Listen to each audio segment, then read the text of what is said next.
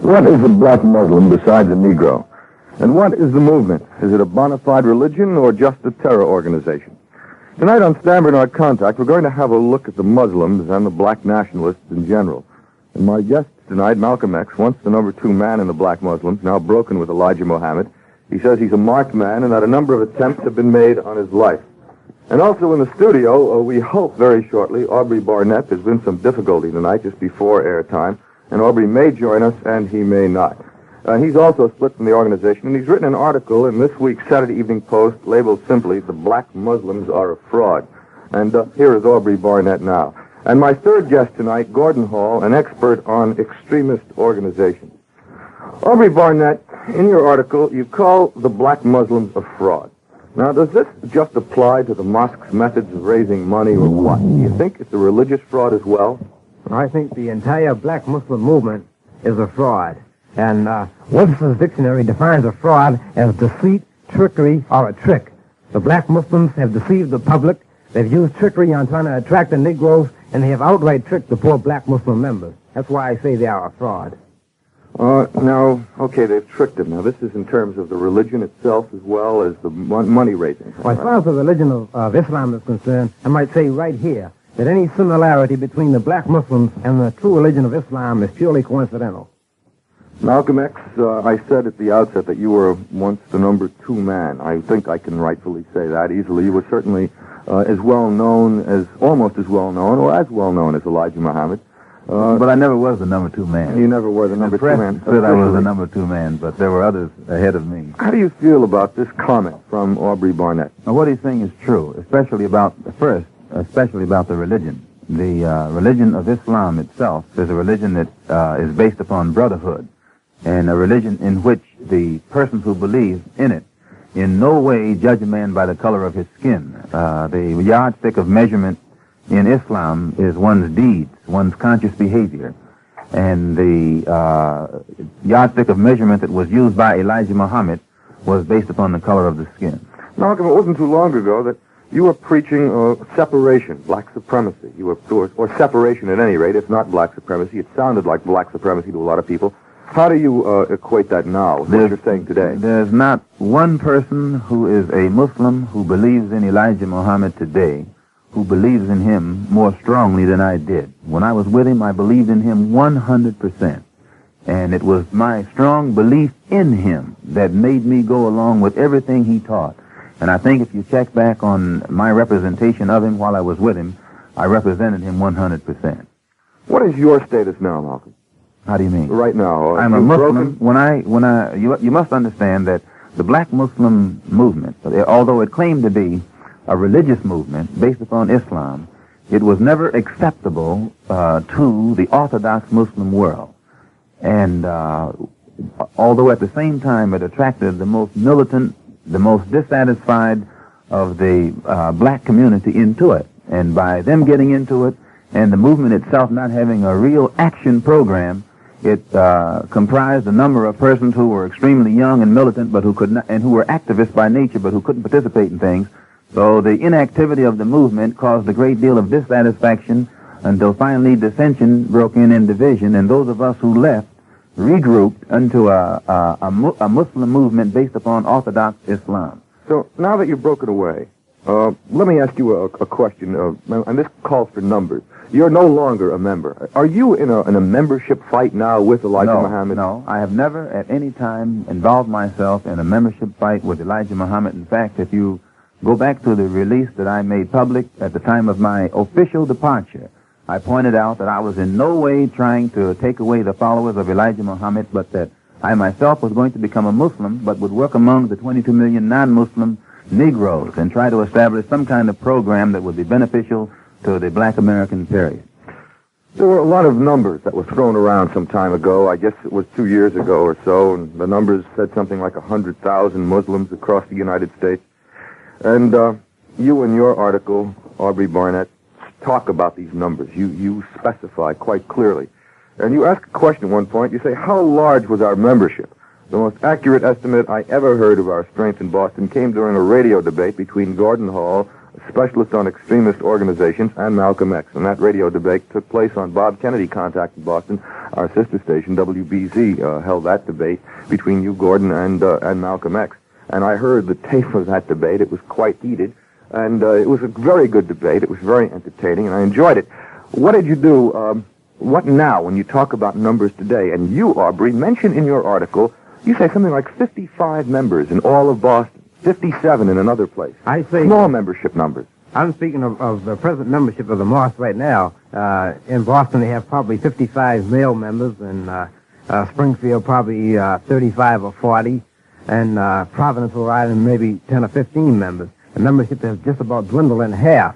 And before I comment on the actual sense of the movement at its peak, I'd like to add something to what Malcolm had just said, that not only did the black Muslim movement attract dissatisfied Negroes, and it attracted Negroes who were, contrary to the popular public belief, they did attract some Negroes who were doing very well in the world, but Negroes who thought that the black Muslims had a program for improving the condition of the Negro in America.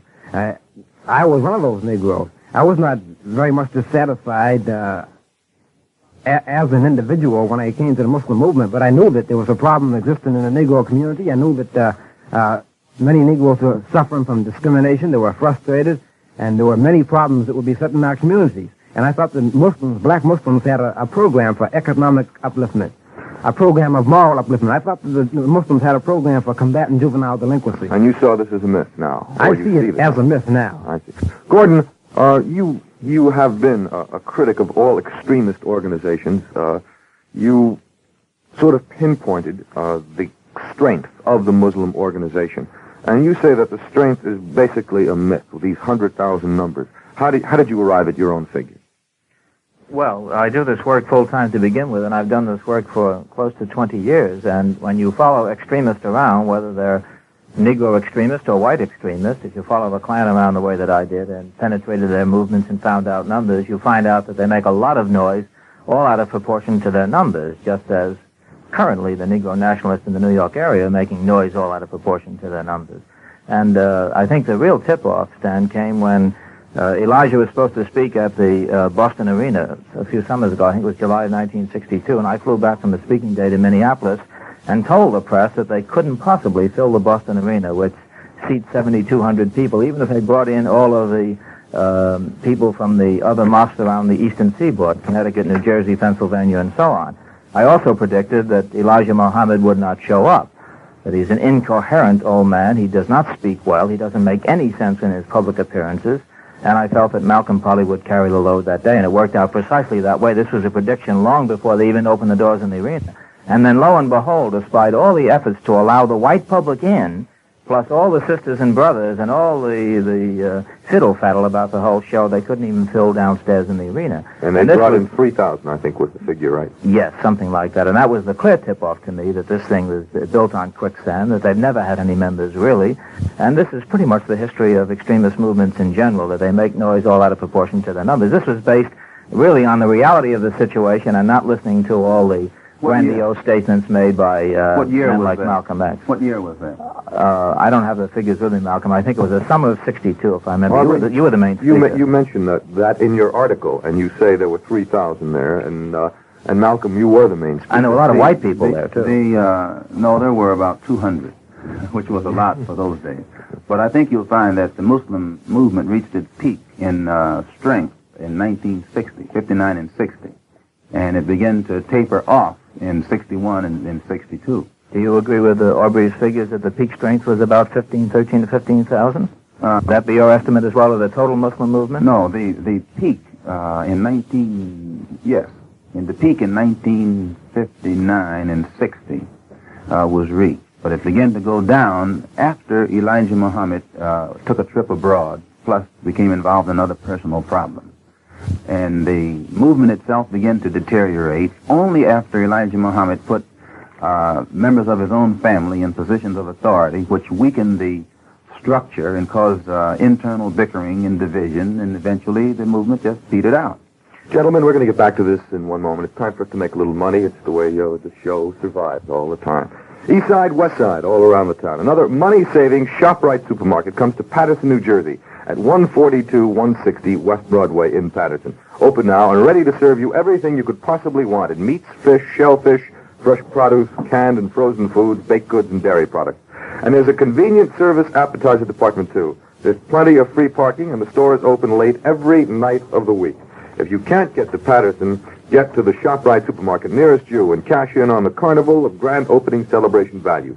So why pay more? ShopRite in Paterson, 142-160 West Broadway. The Wynn's contact number, Judson 2-6405. That's JU2-6405. You have a question tonight. Tonight is the night. Yes, sir. Just one more point, Stan. I think the whole point of this last discussion between Aubrey and Malcolm and myself would be to point out that the three of us agree that of a peak figure of, say, 15,000, regardless of the year, whether it was 1960 or 59, this is far below what the press had been estimating all over the country. And 15,000 Muslims in any country are not very many Muslims when you figure that we have, let's say, a Negro population of close to 22 million. This is just a drop in the bucket. See, Eric Lincoln came up with a figure of 100,000. Because he doesn't study extremists. That's why he came up with that figure. I have to contend with that, and I won't go along with what you're saying. In what way? Malcolm, in what way? See, Eric Lincoln is the person who was probably first to mention a number in regards to black Muslims.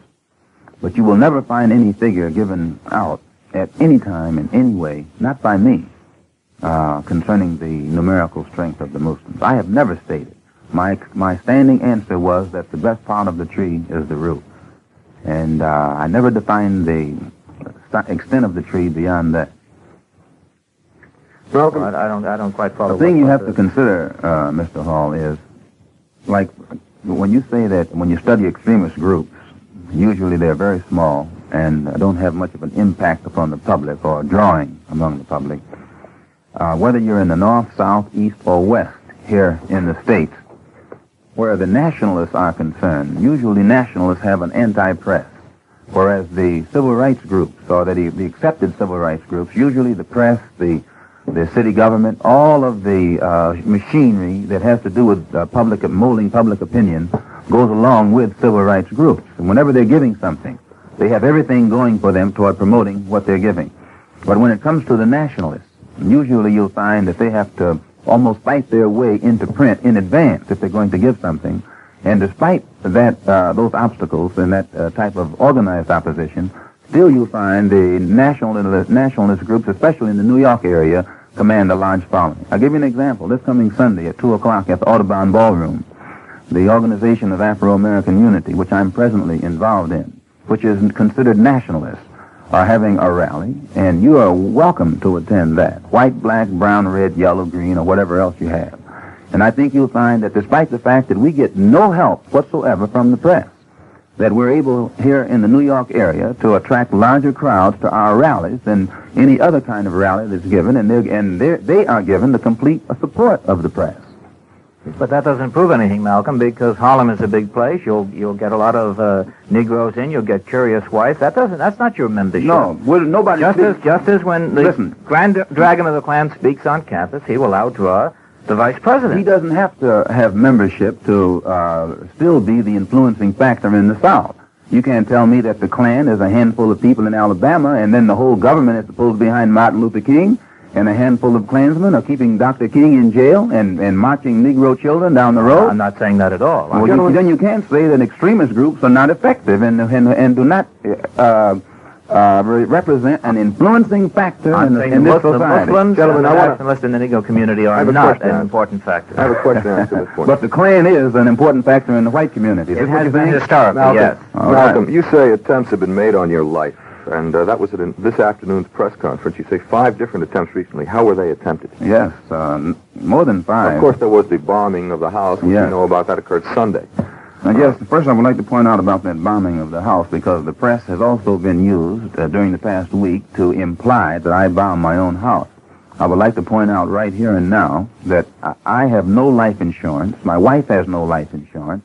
I have 4 baby girls, none of whom have life insurance. We don't have health insurance. We don't have fire insurance. We have no kind of insurance whatsoever.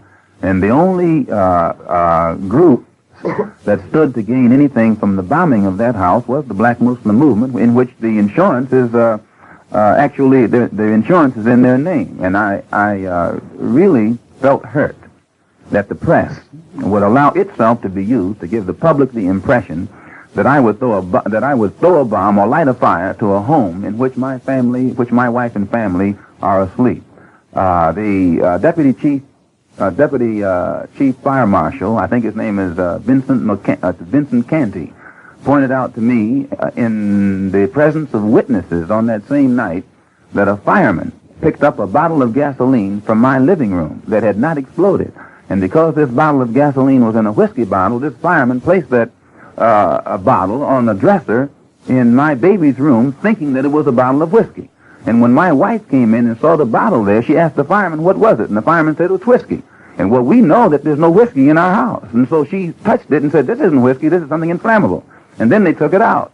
Now, despite that, the deputy fire chief marshal, having this knowledge and the police having this knowledge, still this knowledge is kept back from the press.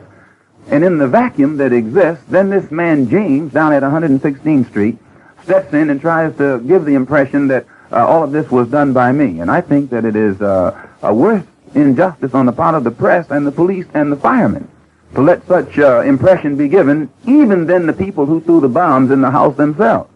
Aubrey, you were attacked in Boston by a group that you say were members of a Muslim goon squad. How did that come about? Right, well, I think I should be angry with Malcolm because I think, in a way, Malcolm was responsible for my being attacked. And the reason I was attacked, because the Black Muslim movement, losing strength, had to build an enemy. And the enemy they projected was the black nationalists.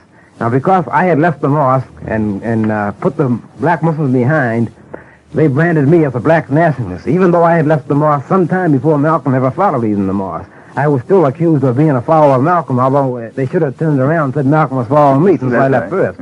But anyway, I can testify to the brutality of the black Muslims because I was viciously attacked by the black Muslims and put in the hospital for a week with a fractured, I was hospitalized for a week, and at home, in bed for another week, I had a fractured rib, a fractured ankle, 2 fractured vertebrae, and internal injuries.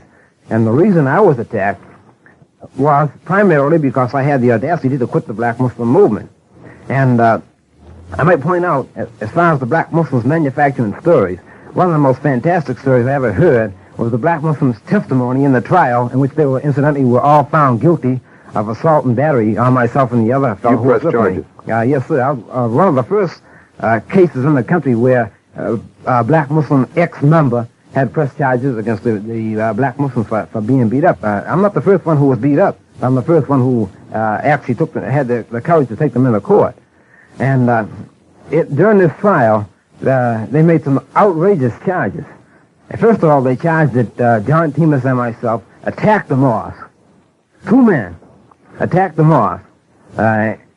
You are a mighty 135 pounds. I weigh 130 pounds soaking wet. And with all my clothes on, and probably with a pair of combat boots on, I might weigh 130 pounds. But anyway, John Timus and myself attacked the mosque where there may be, according to the Black Muslim members, they would have you believe there's 1,000 members there. But there are only probably 55, but 2 men against 55 is pretty good odds. But this is the story they gave, that I attacked the mosque, and during the course of the trial, I went to after I was attacked, I was taken to the city hospital by the Boston police. I stayed there for about 2 hours, and then the police took me to I had myself transferred to the Beth Israel Hospital. So the lawyer, during the trial, said that I got together with the Beth Israel Hospital and faked all of these injuries. I faked the x-rays showing my fractured ribs. I faked the x-rays showing the... Who was the lawyer? The lawyer was Edward Jacko. From New York City? New York City. From Harlem? Yeah. You mean Edward Jacko came to Boston and accused you of faking these charges? Yes, apparently he wasn't very familiar with the Beth Israel Hospital because it's one of the biggest hospitals in Boston, and how I ever got together with the Beth Israel Hospital to fake these records was beyond me. And why the Beth Israel didn't take him up on that is beyond me also. But they will fabricate any charges, make up the wildest stories. Gentlemen, we're going to get to the telephones in just one moment. Would you like to play an active part in education in your community? You can right now by helping the Board of Education to fill the vacancies on the local school board in your district, which is the link between your community and the New York City Board of Education. Wynn suggests that you write the coordinator of local school boards, 110 Livingston Street, Brooklyn, or you can call 596-8993 for further information. Applications must be submitted by March 15th. That's March 15th. Let's get right to the telephones. Could I ask him just a question? Was Edward Jacko retained by the Muslims in Boston, or was he retained by the Chicago headquarters? He was retained by the Chicago headquarters because the black Muslims were found guilty in lower court and advised by the judge to plead guilty and pay me restitution, $2,000 for the damages I sustained, and he would give them a suspended sentence. But they, in order for Chicago, they appealed the sentence and they fired their other lawyer and imported Edward Jacko from New York. Okay, let's get to our... Do you have something? One quick comment on this general discussion of the courts and such. Aubrey took his case into the courts, placed it in the hands of what he feels is the reasonably fair and uncorrupt courts and justices and so on, and his case has been settled. I would charge that Malcolm's one-sided account of what actually happened in his home and everything will have to be settled by the courts through investigation and all the rest, and I warn your listeners to not to be simply accept this at face value, but to watch the newspapers and see what does develop in this current Well, case. you made a comment. What do you mean by that? The case was settled. I mean just what I said by Not that. satisfactory. These Muslims, I must point out, were given suspended sentences But they were against convicted. the law, against the laws of Massachusetts. The statutes of Massachusetts say that you cannot give a person a suspended sentence when he's been convicted of assault and battery with a dangerous weapon. Well, there's another point. There were actual suspects in that case. And let me say this about, in terms of fair play on this station, the Muslims are going to have a chance on March 3rd to answer every single charge that has been made here tonight against them. Well, actually, you should have had the Muslims here tonight. Well, there's a little problem with that, and we are going to arrange a program for them, and they are going to be appearing, including, and by the way, there's a good chance that Elijah Muhammad may appear on the program via the telephone. And we're looking forward to that, of course. We're trying to arrange that now. As soon as they were apprised of the fact that you were coming on the program tonight, they asked for equal time. And although it doesn't really come under the equal time provisions by the FCC, we are going ahead and are giving them a program. I believe it's March 3rd or March 4th. But let's get to our telephones. We have an awful That was lot not the point, however, that I made. My only point was this, Stan, simply that there are charges and countercharges leveled by dissident factions within the Negro community, the small dissident factions we're talking about tonight. But these things will be thoroughly investigated by law enforcement agencies, including the FBI, and justice will be done in the end, just as the Black Liberation Front will claim that they weren't really trying to blow up anything, but the evidence is clear that they were trying to blow up the Statue of Liberty, despite their charges now that they're being framed. Mr. Hall, today we demanded that the FBI launch an immediate investigation of the bombing of my home on Sunday morning. Very good, and I'm confident that because we were charging a conspiracy on the part of some firemen, some policemen, and some newsmen to work together to cover up the part played by Elijah's followers in the bombing and to give the public the impression that I bombed it myself by withholding valuable information from the public and telling half-truths through the press. We demanded the FBI investigation. Very good. And I pointed out that my attorney had suggested that I and my wife submit ourselves to a lie detector test and that every policeman and fireman who entered that house that night do likewise. And we also suggest to the minister of the local temple here who represents Elijah that he, too, submit himself to a lie detector test, and Joseph, the fat one, submit himself to a lie detector test since he has implied that the bombing was done by people other than himself. So we're not in any way, sir, ducking away from any kind of investigation. We just demand that it be done by an impartial body and that it be done immediately. Very good. Gentlemen, let's do a station break right about now. This is yours truly, WINS, the Group W station, Westinghouse Broadcasting for New York. We're going to get back to things in just about 40 seconds. Hey,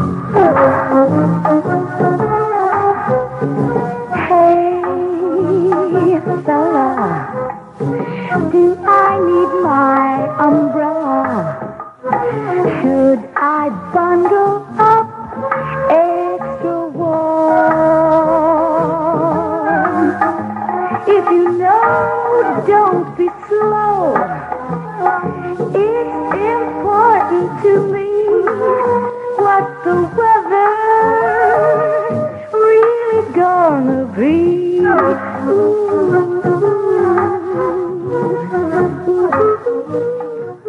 Partly cloudy and then becoming fair tomorrow. Colder with a high in the upper 30s. Clear and cold tomorrow night. The low 20 to 25. And for Saturday, fair and continued seasonably cold. The current temperature, 36 degrees. What is a black Muslim besides a Negro? What is the movement? Is it a bona fide religion or just a terror organization? Tonight on Stan Bernard Contact, we're talking about black nationalism and my guests, Malcolm X, Aubrey Barnett. Aubrey is a former black Muslim official from Boston. He's split from the organization and has written an article in this week's Saturday Evening Post labeled simply, "The Black Muslims Are a Fraud." And it's not a simple article at all. It runs about 7 pages and it's absolutely fascinating. And my third guest tonight, Gordon Hall, an expert on extremist organizations. You know, we haven't taken a single phone call yet, gentlemen, and I would like to very much right now. Let's find out what's going on out there. The Wind's contact number, Judson 26405. This is Stan Bernard Contact. You're on the air. Yes, I'd like to say that there's one thing about this business about Malcolm's home being bombed that really bothers me.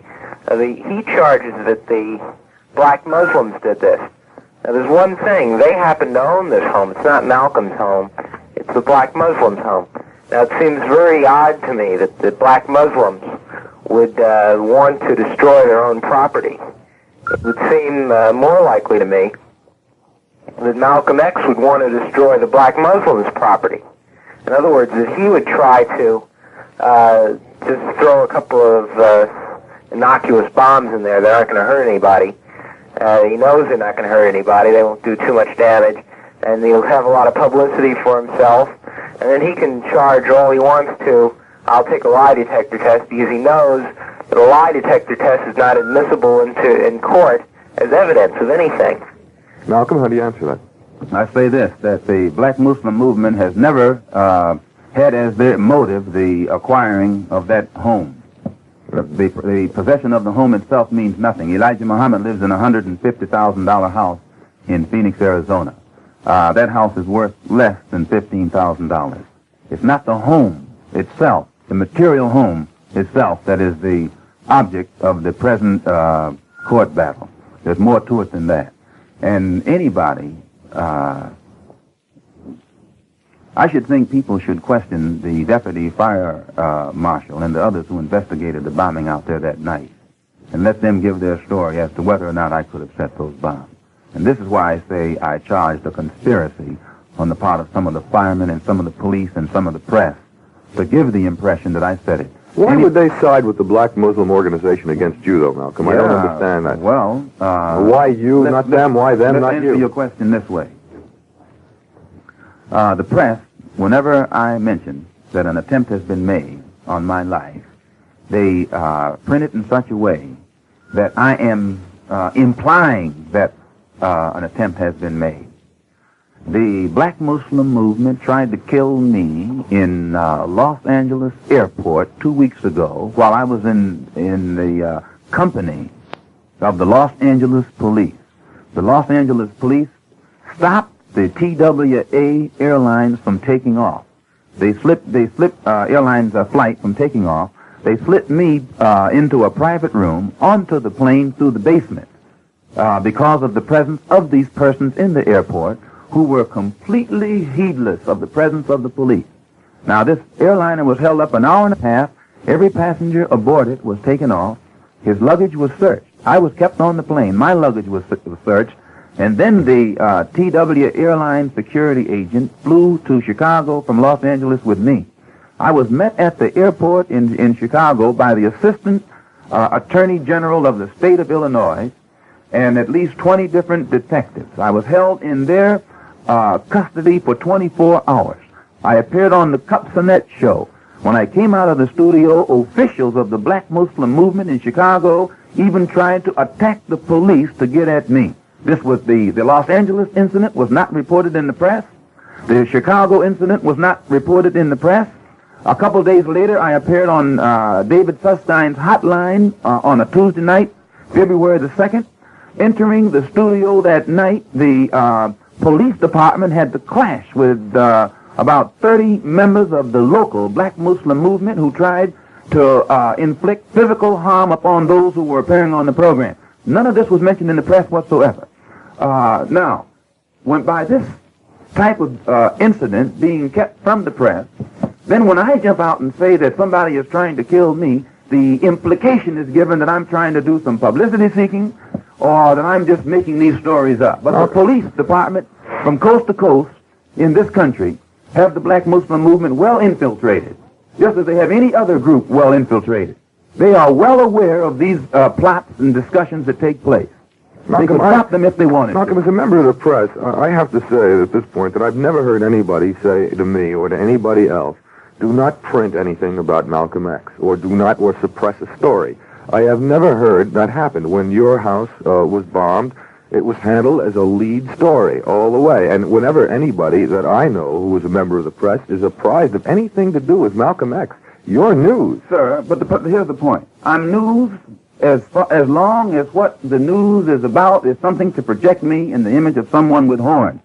But when it comes to objective reporting on things, I have you on this program tonight. And I don't think anybody is knocking you, and I don't think anybody... I don't want to get this down to I'm not saying that. I'm not dealing with your program. I'm dealing with this, that the impression like this man here, who just called in, tried to imply that I bombed my own home. Now, if he were aware of the physical attempts that have been made upon my life during the past year and the number of attempts that have been made, why, it wouldn't be difficult at all for him to see the ease with which that particular movement can blow someone's house up. Gordon? May I suggest one of the reasons, Malcolm, why you have the kind of image that you have in the broad public? I saw you on television the day that your home was bombed, and I, too, am a public lecturer who travels from state to state giving lectures before large audiences. You were smiling, and you were about to board a plane to go to Detroit on the same day that your home was bombed. You carried out a speaking engagement. If that happened in my home, I would never think of leaving my loved ones for fear that something might happen while I'm gone. You got on a plane and went to Detroit and gave a lecture. The black Muslim movement had its origin, as you know. But is that not true Hold that it you a did minute. that? I'm going to explain it. The black Muslim movement, as you, an expert, supposedly knows, had its origin in Detroit, Michigan. Now, those who are in the black Muslim movement symbolically regard Detroit as the Mecca, the root or the focal point of the origin or beginning of Elijah Muhammad's movement in this country. The fact that I was to appear at a rally in Detroit had been highly publicized in Detroit.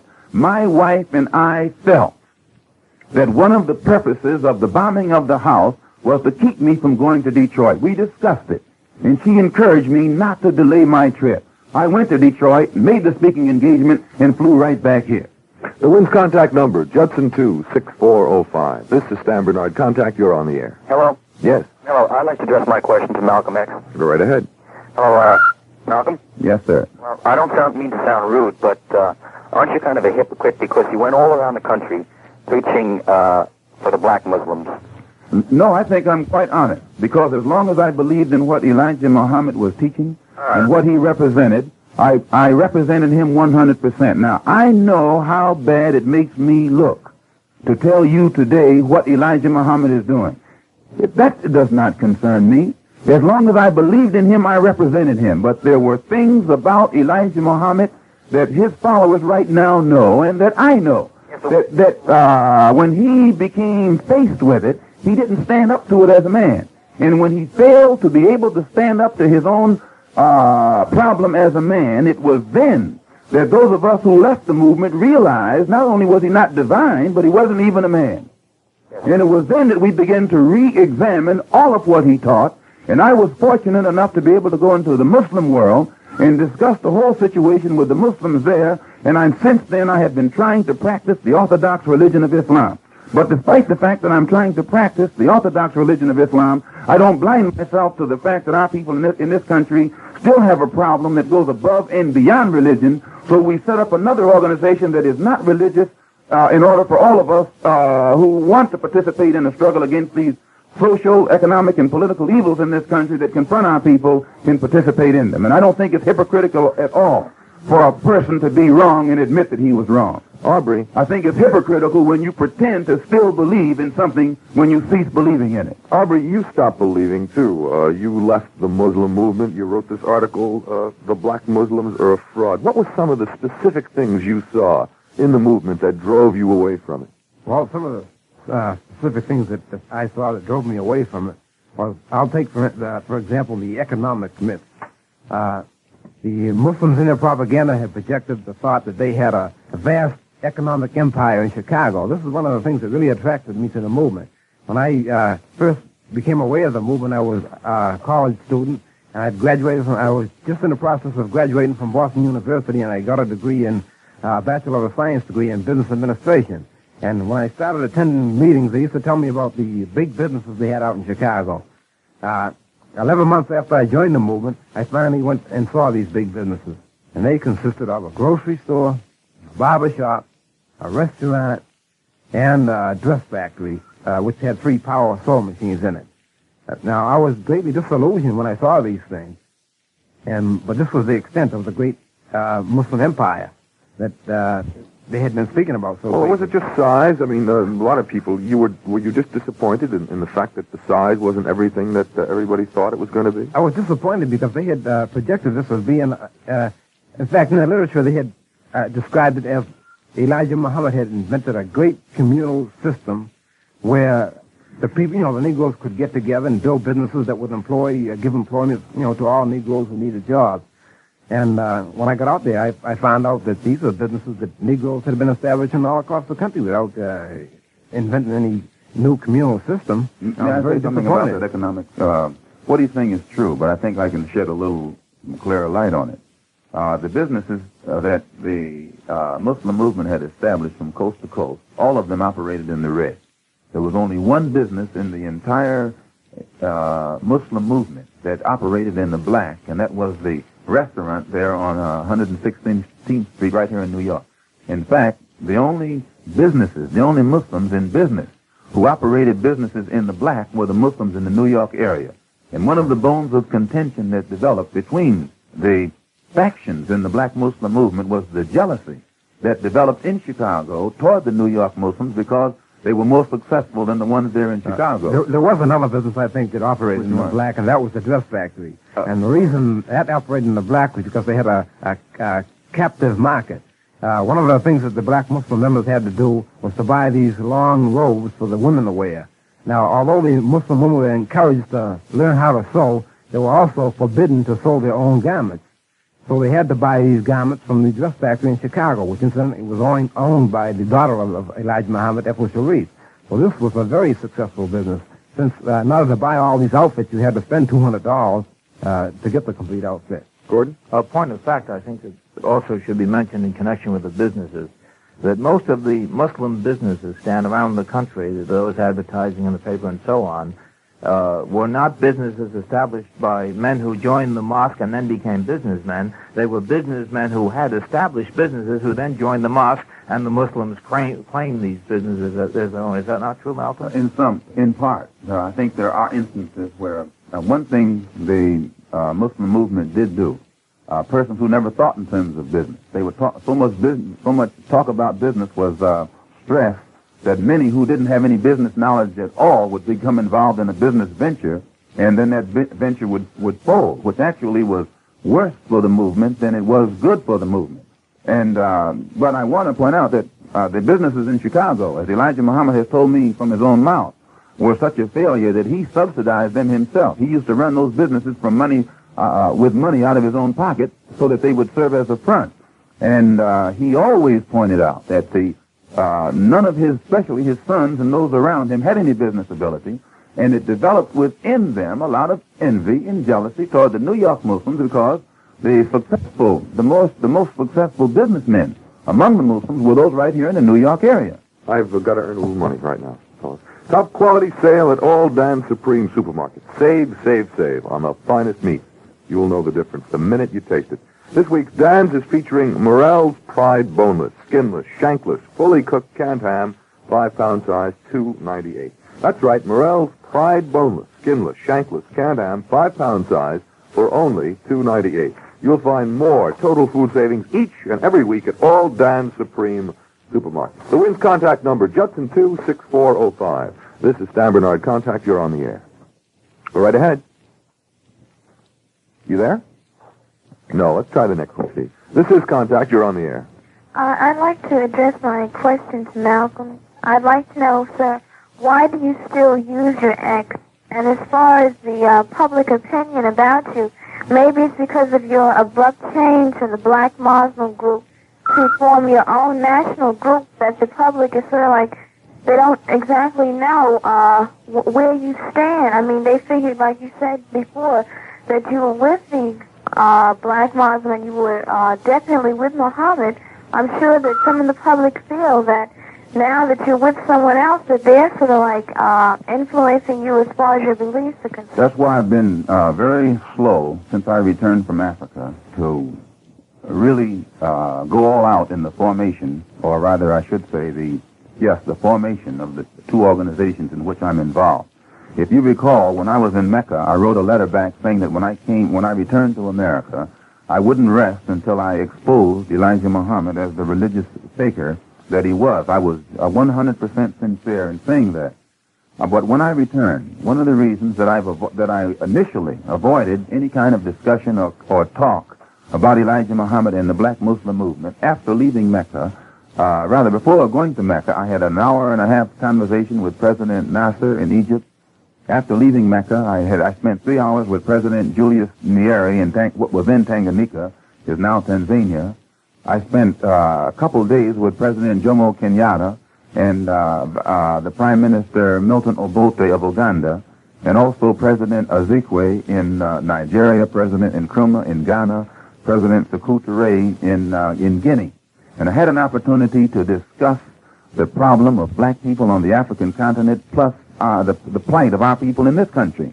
And I won't hesitate to say that conversations with these men broadened my scope tremendously beyond what it was before I went over there. And I felt when I came back that many things that I had learned would be constructive or could be used constructively by black people in this country in our struggle for human dignity. And I felt that I would be wasting my time entering into some kind of dispute with Elijah Muhammad and his followers. And so I spent my time, when I first came back here, trying to get the Organization of Afro-American Unity consolidated, plus the Muslim Mosque, which is based upon Orthodox Islam.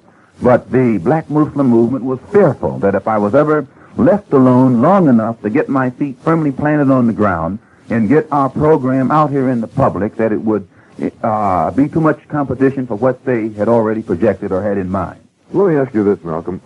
You at one time espoused complete separation of the race. I must say this concerning what Elijah Muhammad said about separation. He didn't espouse separation. What he said was this, that the government should, if the government can't give complete equality right now, then the government should permit black people to go back to Africa. He didn't ever say back to Africa. Elijah Muhammad has never made one statement that's pro-African, and he has never in any of his speeches, or written or oral, said anything to his followers about Africa. What about a black state in the United States? He was as anti-African as he was anti-white. Did you say a black state in the United States? No, so what he said was we should go back to our own, and he phrased it like that because if he spelled it out, he would have to point to some geographic area, and he would have to have the consent of the people in that geographic area, which he knew he couldn't get. So he just kept it elusive and said, let's go back to our own. And if the government wouldn't let us go back to our own, then he said separation should set up right here. But at no time did he ever enter into any kind of activity or action that was designed to bring any of this into existence. And it was this lack of action that led many of the activists within the movement to become disillusioned and dissatisfied and eventually leave it. Let's go right back to the phones. The Wynn's contact number, Judson 26405. This is Stan Bernard. Contact, you're on the air. I'd like to direct my question to Malcolm. Yes? I've traced the Muslim history. I'm a student in college right now. I've done some research on this, and I've heard a lot about the FOI, the secret police, and I've tried to dig up some information on it, but everywhere the information has eluded me. I wonder if Malcolm could fill me in on some of the details of the FOI. Well, in this article by Aubrey in this week's Saturday Evening Post, he points out, I think it's pointed out beautifully for the first time, too, that the FOI was not a special group among the Muslims, but every Muslim male, when he became a registered follower of Elijah Muhammad, was an FOI. And but the press got the impression that it was a special or select group within the Muslims that constituted the FOI. Bill, there's your answer. And I might even point out, too, that if you go back and examine the Muslim philosophy and its general overall temperament, up until 1960, you'll find that it was a group of people who tried to practice religion. I don't think that the real rot set in until after 1960. This is why I was pointing out to Mr. Hall that it began to deteriorate and decline after 1960. What were some of the rules, Aubrey, that you came in contact with? You used to read the charges, according to your article, against people who were brought up by charges in your mosque. You go back and examine the Muslim philosophy and its general overall temperament, up until 1960, you'll find that it was a group of people who tried to practice religion. I don't think that the real rot set in until after 1960. This is why I was pointing out to Mr. Hall that it began to deteriorate and decline after 1960. What were some of the rules, Aubrey, that you came in contact with? You used to read the charges, according to your article, against people who were brought up by charges in your mosque. What kind of rules were they that were broken? Well, the black Muslims have their own rules and regulations that each member must follow. They have such strict rules as you can't go to the theater, you couldn't go to a sporting event, you couldn't attend a Christian funeral or even a Christian wedding, even if it was a relative of yours. Now, there's a very specific reason they do this. There are two reasons. One reason is because it costs money to do these things, and the other reason is they're teaching total dissatisfaction with the present society. So that if you can do anything to gain any satisfaction whatsoever from today's society, then you're contradicting what they are teaching. So a member would be punished. He could be put out of the mosque or punished in other ways for going to a theater. Gordon, and for adultery or fornication, if a Muslim man or woman had anything to do whatsoever with any man or woman to whom he or she was not married, that person would be given from 1 to 5 years out of the society. That is, they would be brought in front of the Muslim body and totally humiliated, which is the worst form of psychological treatment that you can receive. Then they would be isolated into a category where they would have no intercourse whatsoever with the Muslim community for a solid year, and if they came back on probation, they'd be on probation for 4 years. Now, in 1954, a young girl who was a secretary in Chicago became pregnant, and she was brought in front of the Muslim community. She was humiliated. She was isolated by the judge, who was Elijah Muhammad. And everyone took it for granted that the father of her child was a non-Muslim because the other half was never brought to trial. In 1956, it happened to another young secretary in Chicago. In 1960, it happened to 4 more young secretaries in Chicago.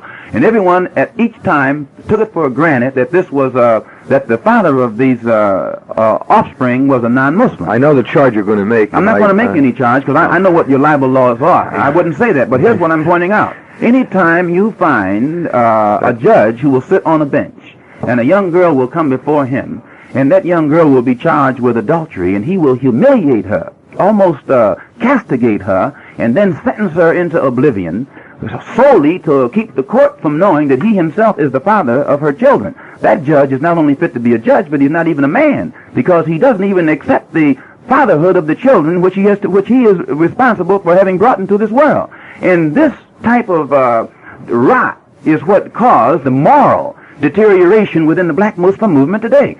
Formerly, if you notice, no matter what kind of criticism you had of the Muslims, they were disciplined morally. They didn't drink, they didn't smoke, they tried to show respect for people, and there was that force within it, which was a spiritual force that made the rank and file one who believed in it capable of abstaining from many of the moral weaknesses. But after the real faith, the religious side, or the real spiritual power began to fade from the black Muslim movement, the power that used to enable the brothers and sisters to let their higher tendencies dominate rather than their lower tendencies, it was switched around. So that today, the reason you have so much incident of Muslim attacking Muslim is because the spiritual force that used to exist in the movement among the rank and file is gone. So now you have an organized group of people who do not have the moral strength to rise above or contain themselves from falling victim to their own low desires. Gordon? This is, I wish we had time. This is such a bundle of contradictions. All these words. Malcolm is the greatest one in the world for eating up the clock. He does it every time that I sit across the table from him. Now, he said at the outset that Aubrey X's piece, or Aubrey Barnett's piece, is a wonderful piece. And Aubrey says that the religious emphasis in the Muslim movement was a total fraud from start to finish. And now we're getting the story about this great uplift and the deterioration. No. The religious ingredient in the black Muslim movement was a fraud in the sense that it identified itself as an Islamic movement, as an Islamic, of being of an Islamic nature. It was a fraud in that it was diametrically opposed to Islam. It was, Elijah Muhammad himself is anti-Arab. He's more anti-Arab than probably the Israelis are. Now, when I say about the religion, sir, is belief in something. You don't have to be of a specific persuasion. I'm well aware for of it to that. be a religion. You don't have to define it. No, what the black Muslims believe in, they believe in it religiously. We believed in Yaqub. We believed in what Elijah Muhammad taught about an airplane up in the sky. We believed in some of the most fantastic things that you could ever imagine. Gentlemen, we believed in it because with us it was a religion. I have a question about the New York City Police Department. They would like to tell you that they have a new telephone number for public use in any emergency. If you need emergency police or ambulance service, dial 440-1234. That's 440-1234 for emergency police or ambulance service. Remember that number, 440-1234 for emergency police or ambulance service. We're going to continue in just a moment, Gordon. Wait 1 second. I want to say a word about tomorrow night on Stan Bernard Contact. We have a beautiful show tomorrow night. Probably the most beautiful show we've ever done. We are collecting models for the show. It's been my pleasure to collect a bevy of beautiful women. We're going to be doing a show on modeling in New York. And what does it take to become a model, and how difficult is it to find success? Well, you get the answers from Candy Jones, beauty expert, teacher, and representative for models, and from the girls themselves, the successful models of all types and ages. That's modeling tomorrow night, 10:30 on Stan Bernard Contact. One more thing, East Side, West Side, all around the town. Another money-saving ShopRite supermarket comes to Paterson, New Jersey, at 142-160 West Broadway in Paterson. They're open now and ready to serve you everything you could possibly want in meats, fish, shellfish, fresh produce, canned and frozen foods, baked goods, and dairy products. And there's a convenient service appetizer department, too. There's plenty of free parking, and the store is open late every night of the week. If you can't get to Paterson, get to the ShopRite supermarket nearest you and cash in on the Carnival of Grand Opening Celebration values. So why pay more? Gordon, you going to say something? One of the distressing aspects of a discussion like this with limited time is that with this great outpouring of words on the part of someone like Malcolm, an average listener, both Negro and white, might get the idea that this is what life is all about in the Negro community. And this isn't what life is all about in the Negro community. We're still talking about a handful of Muslims and a much smaller handful of followers of Malcolm. Well, I want to ask you a question, though. We were talking about terror. We're talking about terror. Malcolm X says that he's, in a sense, terrorized. He's not frightened. No, wait a minute. Well, no, terrorized how? No, I don't mean you're scared. I don't mean you're scared. I mean, well, I'm not terrorized either. Threats have been made on your life. Well, that's still threats are a far cry from me being terrorized. No, well, somebody can run down the street at you, and he can threaten you, and you can call it, you can stick a label on it, and you can say that somebody is terrorizing a community. Yes. And they can be, indeed, and you can say that, you're not frightened. That's okay. With all due respect to you, sir, okay, nobody is terrorizing me. Okay, you're not terrorized, but you are being threatened. Yes. Let's accept that. You are being threatened 5 times. You say recently in your house has been bombed. You're an expert on extremist organizations, Gordon Hall. And I get threatened, I might add, a good deal. And the last place that I take threats on my body, and I have also been beaten up very badly, too, the last place that I take them is to the press to tell them all about it because it gives other people ideas. I keep these things to myself. This is one of the hazards of being in the field that I am in, and I don't go announcing it to the press every chance that I get. That's, your attitude. You announce it all the time. Why? No, I have not announced it all the time. Mm-hmm. I have answered the charges made by the Black Muslim movement on 116th Street. Mm-hmm. The charges? The charges that I'm seeking publicity and pretending to be threatened. What did you do when you were beaten, Aubrey? Oh. Did it get into the papers right away? It got into the papers, but in a distorted way. The papers, unfortunately, accepted the black Muslim view of what had happened. And as I said before, that I was immediately labeled as a rival of the black Muslims, although I had left the movement and forgotten all about them, I thought. Why were you labeled as a rival of the black Muslims? I was labeled as a rival of the black Muslims because I think the black Muslims needed a scapegoat. They needed someone to point to as an enemy, as all mass movements do. They have to have an enemy, and a mass movement can exist without a God, but it can't exist without a devil. What I was getting at, sir, is they tried to identify you with me. Yes. And any time you were the only time Elijah Muhammad gets favorable publicity is when it's against me. They side with him, and anything his followers do as long as it's against me. Gordon? A cogent point, I hope, about the press. I've had a good deal to do with the press, too, and I've written a good many articles for the press. One of the reasons that the press is confused about these things is here you have people running around with phony names and initials like X on their name, with unlisted telephone numbers, engaging in all sorts of counter-charges of conspiracy and counter-conspiracies. It's little wonder that the press is confused. The members themselves of these movements are confused. No, the press is confused. The press wrote articles about me, though, using my name, address, age, and everything else, without ever once consulting me, and labeled me as a black nationalist, when I've never joined any black nationalist organization or any other organization after I left the black Muslims. Gentlemen, the press is more frightened of the black nationalists than of the black Muslims. And if you doubt it, all you have to do is pick up any story written that involves black Muslims and black nationalists, and you'll always find the press slants it skillfully in favor of the black Muslims, despite the fact that the black Muslim movement teaches that every white individual that comes into the world is a devil by nature. By nature. And the black nationalists don't do that. The black nationalists judge people by their behavior, by their deeds, not by their color. But still, the press knows that the black Muslim movement is a hybrid, political and religious hybrid that will never do anything against the Ku Klux Klan or against the organized white elements in this society that's brutalizing black people. But that same black Muslim movement will give the order for black people within it to murder and cripple other black people in the community. The black Muslim movement has never at any time been involved in any kind of strike against the Ku Klux Klan or the Citizens Council, even in the South or the North. But they give the orders to fight each other. When a brother was killed in Los Angeles, no order was given. In fact, the brothers who wanted to go into action were restrained. Many of them right here in New York by little fat Joseph were restrained. But that same Joseph gives his crew orders to go out and cripple other black persons who have left the movement through dissatisfaction over what they've learned. This is yours truly, WINS, the Group W station, Westinghouse Broadcasting for New York. We're going to get back to the subject in just about a minute and a half.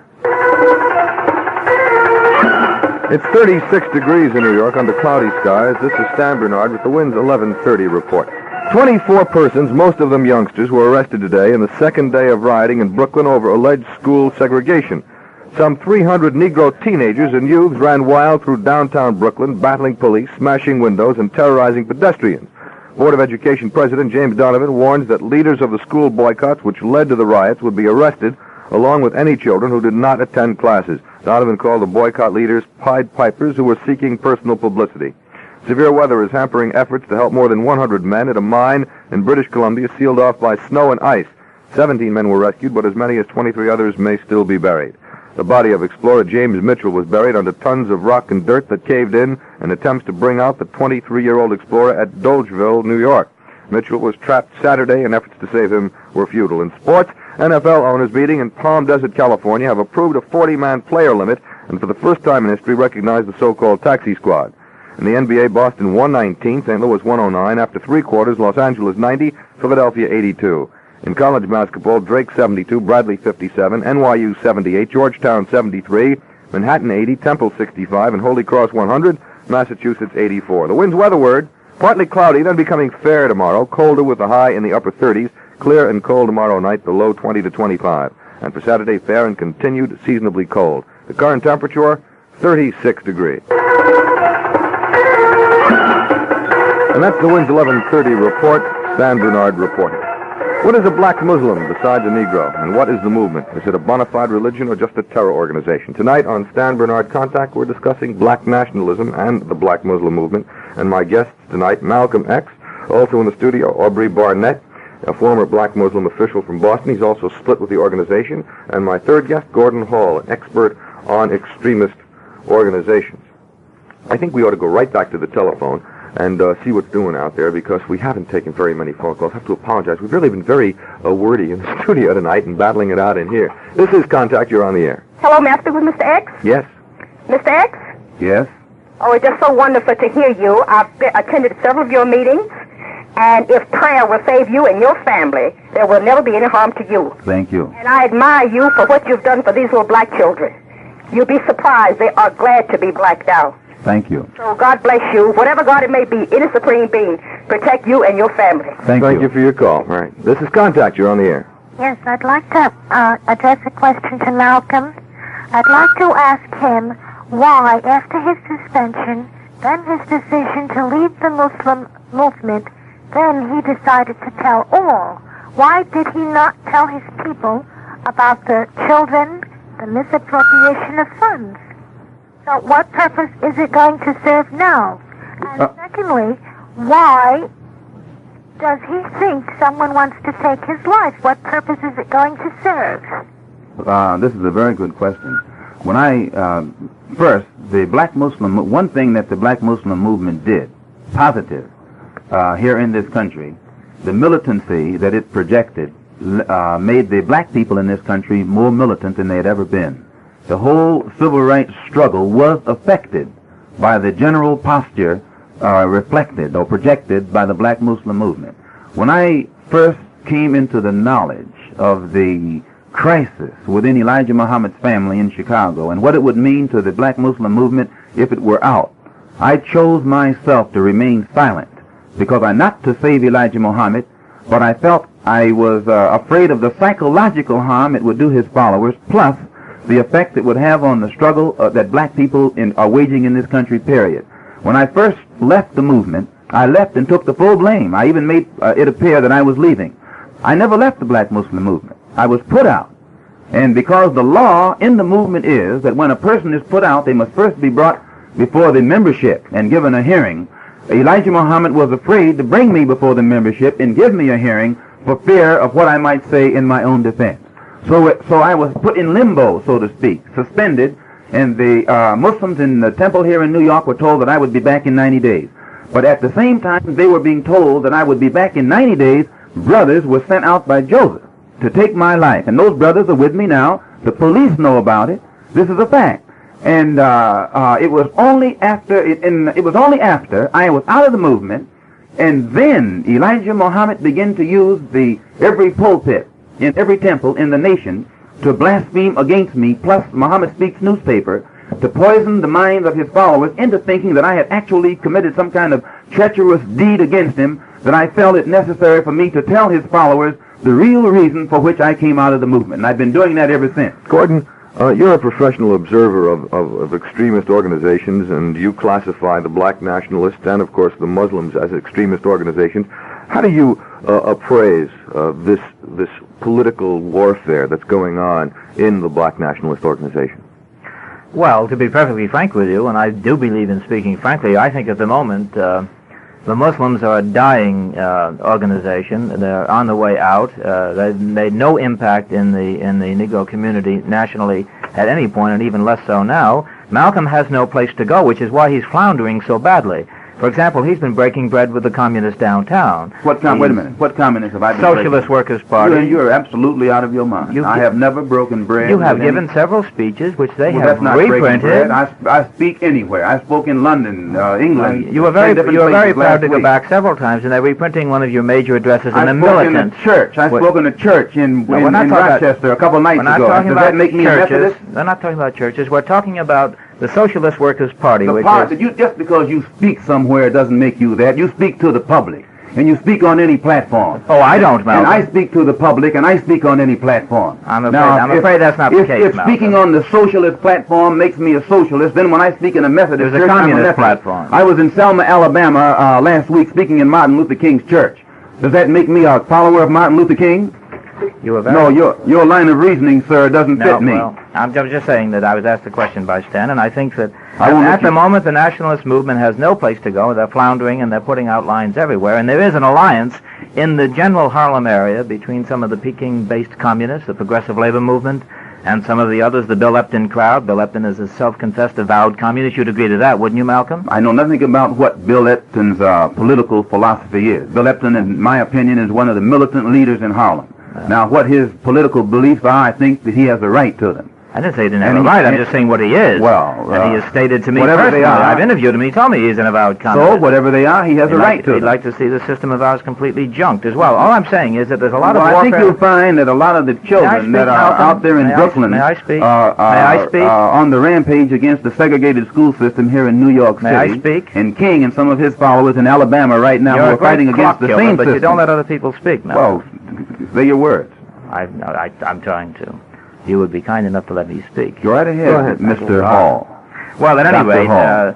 they're floundering now, and there's a lot of internecine warfare going on in the Harlem section, and most of the movements are small and splintered, and there are splinters of splinters, and I suppose only the future will tell which one will emerge victorious and perhaps claim the most members. I would make a prediction, and I think we could come back a year from now, Sten, and I think you may find Malcolm preaching a completely separate doctrine of leading some other kind of a movement. Well, you know, one of the best compliments that Dr. Hall here can pay me is just the things that he says. When he begins to pat me on the back, I'll be worried. Well, I'm not patting you on the back. When a now. person- I told you I up said- in I Boston said- I that said when you give a little begin- time and you'll be preaching a new line, I and you said, are. when you begin to pat me on the back, I'll be worried. When you begin, people of your profession, who make a profession out of dealing with groups in this country, when you begin to pat me on the back, then I'll be worried, sir. Now, I would advise you, if you think that nationalism has no influence whatsoever, the Nationalists, the Organization of Afro-American Unity, are having a rally at the Audubon Ballroom on Broadway. You mentioned it earlier. You're getting in a couple of I'm good going free to mention plugs. it again, that I wouldn't come on the program and not mention it, because one of the most difficult things for nationalists to do is to let the public know what they're doing. So we're having this rally at the I know Audubon. the public is engaged in a vast conspiracy against you. It's You're going to obvious make from me what mention you're it 4 or saying. 5 times. We're having this rally. We're having this rally at the Audubon Ballroom this coming Sunday at 2:00, and people just like you who consider themselves experts on nationalists are given front seat invitations. And I would advise you, since it's your profession to know what nationalists and other so-called extremists are doing, to come and be our guest. Now, one thing I'd like to point out too, Dr. Hall. Whenever you find You black... know perfectly well I'm not a doctor, Malcolm. Well, you sound like an expert on something. I thought you were a doctor. Whenever you find the condition that black people are confronted by in this country, being permitted by the government to exist so long, the condition in itself is extreme. And any black man who really feels about this situation that our people are confronted by, his feelings are extreme. You can't take a cough syrup and cure somebody who has pneumonia.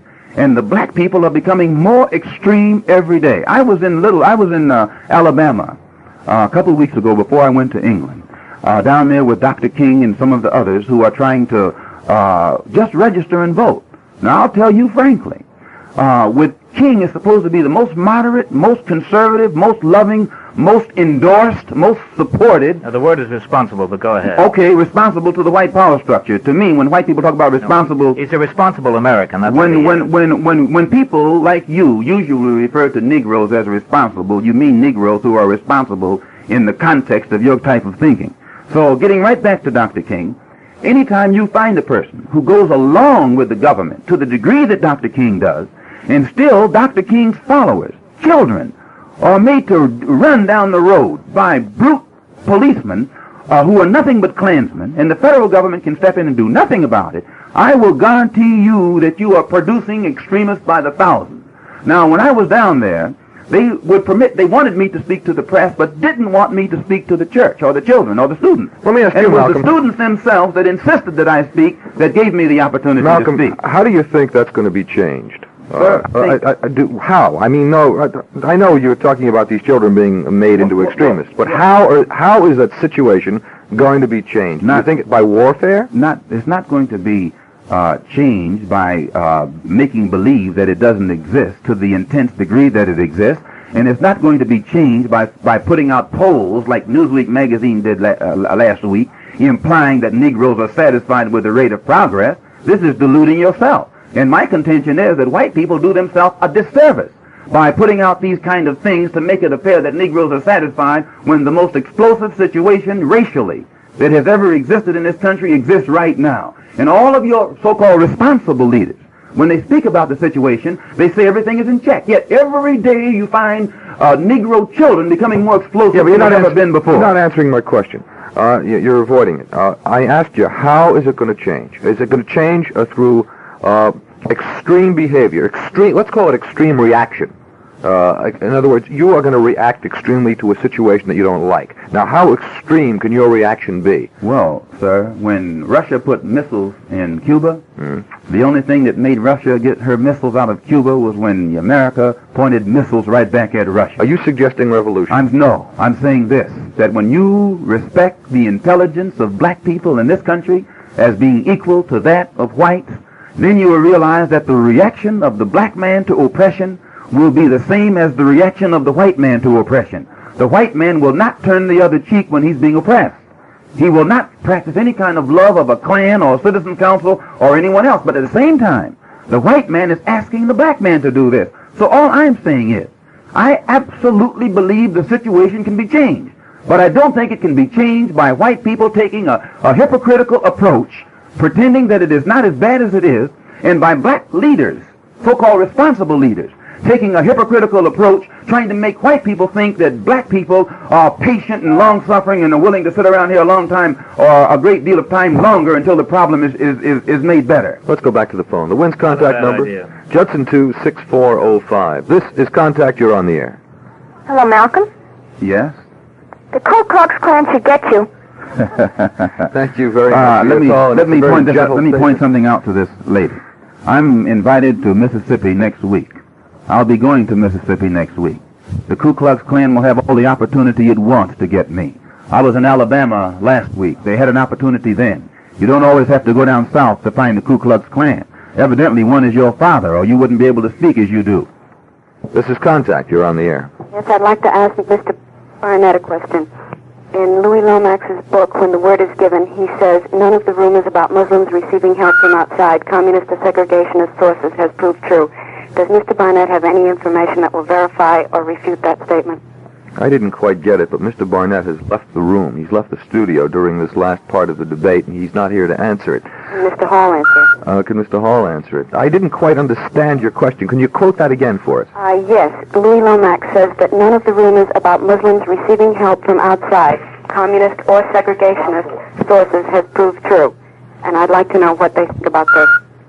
I would agree with Mr. Lomax's statement on that. I think that's an actual statement. I'm not so sure that is applicable to other militant groups in the Negro community, but I think it's applicable to the Muslims. And that's your answer. Because they don't get any help from outside sources. She was talking about outside communist or segregationist sources. Yeah. Do they get any help from inside segregationist sources? I would Now, doubt you're the that. expert. I would doubt that very much. I have no evidence of it, and neither do you. And if you do, then I'm not saying put that I up, do. Malcolm. But I'm you're implying. You're a very No, fly I'm asking implier. You essentially, because you give me the impression all of a sudden that you're a protector of the black Muslim movement. Not a bit. When, Not a bit. When it comes to rallying them against the black nationalists, because you know that the black Muslim movement is in a bag and has no place to go. I'm the one, just to show you how No, faulty no, your no, logic no, is. no, Let no, me sir. speak. Just to show you how faulty your logic is, I arranged for the Saturday Evening Post story, which you have praised with your own mouth tonight as the best thing ever written on the Not black because Muslim. you arranged it. I It's arranged the best, not because you I arranged arranged it. That it. doesn't make it best. It's best But because if I were to- Aubrey wrote it. Mr. Hall is saying that he arranged for it to be written because he thought it was valid and What valuable. he arranged, what he did is immaterial to me.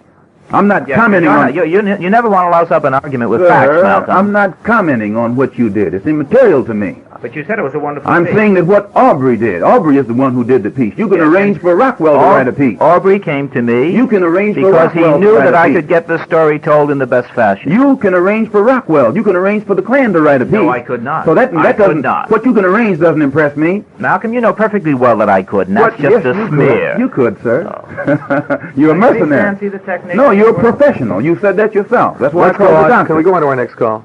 No. Go I ahead. like him when he talks this way because he exposes himself. No, I'm exposing you as a mercenary. Here we go, An fellas. opportunist. It's the next call time. Here we go. This is Contact. You're on the air. I'd like to direct the question to Malcolm X. Go ahead. I've heard him on a newsreel say that Charlie's enemies are his enemies, and this was supposed to refer to the white man as Charlie. Charlie is the Ku Klux Klan and the White Citizens Council. Right. And white people who practice discrimination and segregation against black people. Right. Then I'd like to ask you something about what you mentioned about aid from Red China. I've never mentioned anything about aid from Red China. All right. Ask Dr. Hall. He's an expert. I think he'll even have to agree to that. Bruce, may I ask you if the aid to fight Charlie came from the Red Chinese, would you accept it? And you said from anybody. Well, that doesn't specify Red China. I said this, that when you're in the den of a wolf, and a fox comes along and asks you for help, or offers to help you, you'll accept help from any source available against that wolf. Right. Yeah, but they asked This doesn't mean that you love foxes. Did they specify? It doesn't mean that you love foxes. Did they specify when they asked you the question whether I you don't would think they accept said it? the Chinese, Communist China. Dated If I recall, I could be wrong, but if I recall, I don't think they said specified communist China. But although let me say this about communist China. China is a nation of 700 million people. Physically, they exist. Physically, they exist. I don't go along with the American reaction of pretending that 700 million Chinese don't exist. When I was in Africa during the summer, everywhere I looked, I saw Chinese. It's only when I get back to America that I don't see any Chinese. I just don't think it's mature to pretend that 700 million people don't exist. That doesn't happen to be U.S. policy to pretend that they don't exist. Now, can you just say things that aren't so? No, well, I mean... The United States is well aware of Red China. She certainly is. They just detonated some nuclear bombs over there. Plus, her forces have the United States soldiers tied down in Saigon. She'd have to be well aware. She has half of your forces tied up. Well, you'd be crazy not to be aware of her existence. But at the same time, you try and give the public impression over here, the people, the impression over here that they don't exist. You're just saying that. That's not the case at all. They're human beings, the same as you and I are. So you of course, espouse recognition of Red China and admission to the United Nations. Many of your senators in Washington, D.C. espouse the same thing. I think most intelligent, progressive people who are up to date in their thinking have finally reached intellectual and political maturity to the point where they feel that when you got that many people on this earth, you better recognize them and deal with them as human beings, and then they will deal with you as human beings. If you say that you shouldn't deal with them because they are communists, then why deal with Russia? Or if you say that you shouldn't deal with them because they fought United Nations forces in Korea, then why deal with Shombi? Shombi also fought United Nations forces in Katanga. If you use the same yardstick to measure these people all of the time, I think you'll end up with better results. All right, let's go on to our next call. Our Wiz contact number, Judson 26405. This is Stan Bernard Contact. You're on the air. Hello? Yes.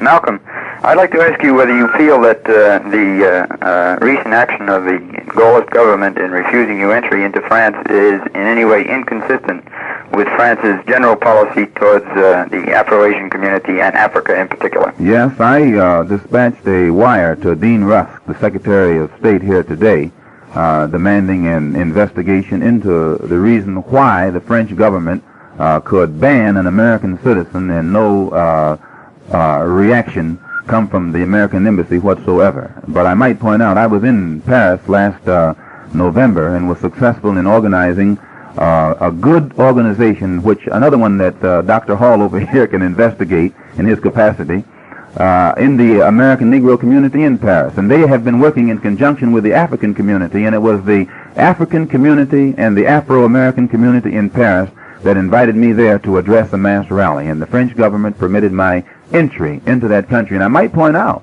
that it was the communist trade union workers in Paris that refused to let them have the hall initially, blocked their attempt to get the second hall, and eventually exercised influence in the French government to stop it. With the communist trade union workers, one of the largest unions in that country. And the reason I was in London, I had been invited there to attend the first Congress that had been given by the Council of African Organizations, who had a 4-day Congress, invited me to make the closing address because they were interested in the struggle of the black man in this country in his quest for human dignity and human rights. Okay, we're going to move on to our next call. This is Contact. You're on the air.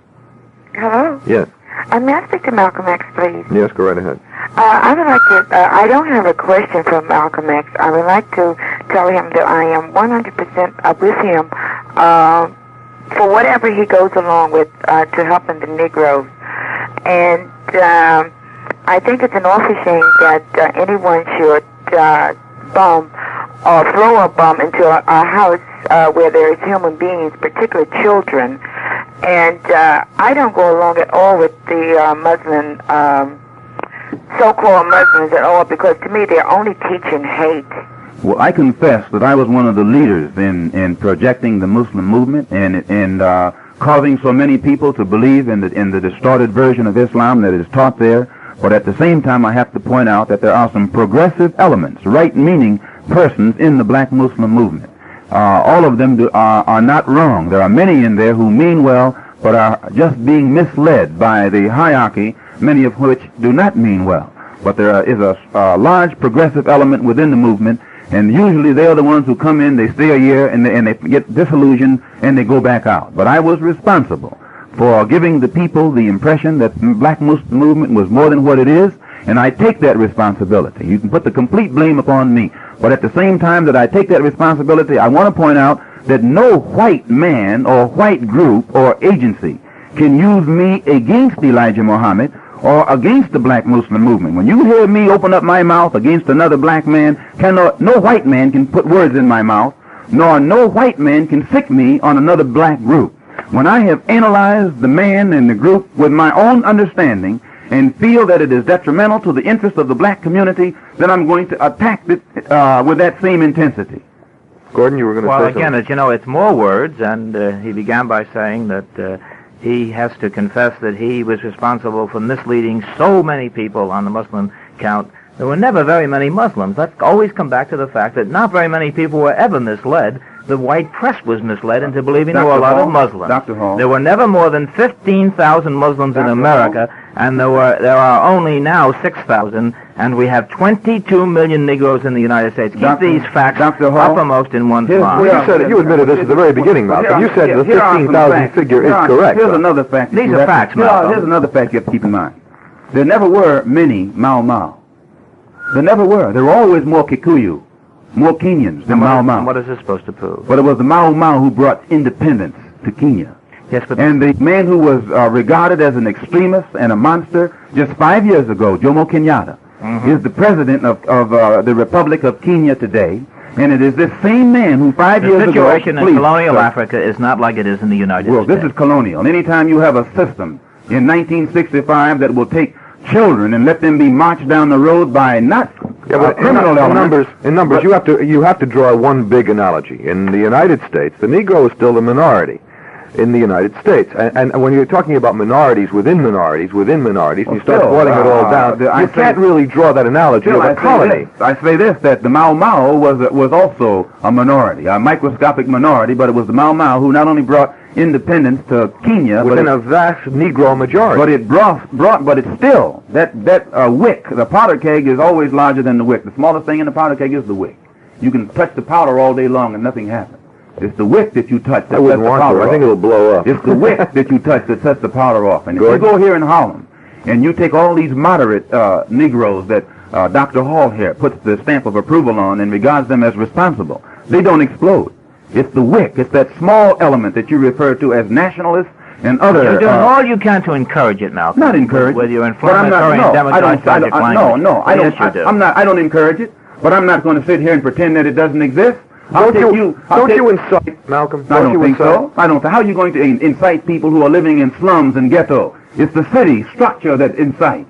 A city that continues to let people live in rat nest dens in Harlem and pay higher rent in Harlem than they pay downtown. This is what incites it. Who lets merchants outcharge or overcharge people for their groceries and their clothing and other commodities in Harlem while you pay lesser for it downtown. This is what incites it. A city that will not create some kind of employment for people who are barred from having jobs just because their skin is black. That's what incites it. Don't ever accuse a black man for voicing his resentment and dissatisfaction over the criminal condition of his people as being responsible for inciting a situation. You have to indict the society that allows these things to exist. And this is where I differ with Dr. Hall. Well, we differ in many places, Malcolm. This is one of the many places, Dr. Hall, where we differ. Well, in a sense, didn't Hitler also talk about different points of view? Didn't he say that conditions existed, and didn't he also incite people? Well, I don't know anything about Hitler. I wasn't in Germany.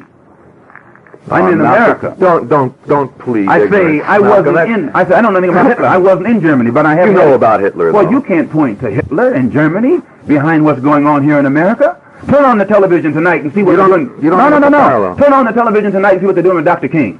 Mm-hmm. Turn on. No, this is Dr. King's methods are not your still, methods. Dr. King goes along. You couldn't do in Alabama what he is doing, sir. You could not do in Alabama. You better pray that I don't go and try and do what he's doing. Anytime Dr. King, anytime Dr. King goes along with people like you, you should put forth more effort to keep him out of jail. You should put forth more effort to protect him. Then you should put forth more effort to protect the people who go along with him and display this love and this patience. If you would do more for those people and spend some of your time trying to help those people instead of trying to attack me, probably this country would be a much better place in which to live.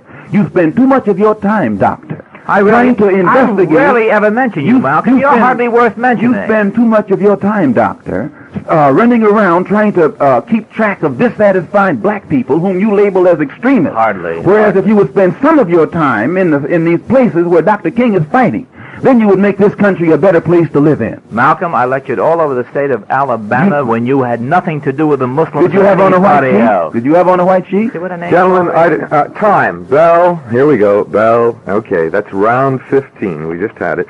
Dr. Hall, come up to the Audubon Sunday at 2 o'clock, and we'll continue it from there. I have Gentlemen, important things to do. We have to move on. Time has run out. I'd like to thank all of you for showing up tonight. Thank you very much, Gordon. Malcolm, and of course Aubrey Barnett, and of course Aubrey Barnett, and of course Aubrey Barnett, and of course Aubrey Barnett.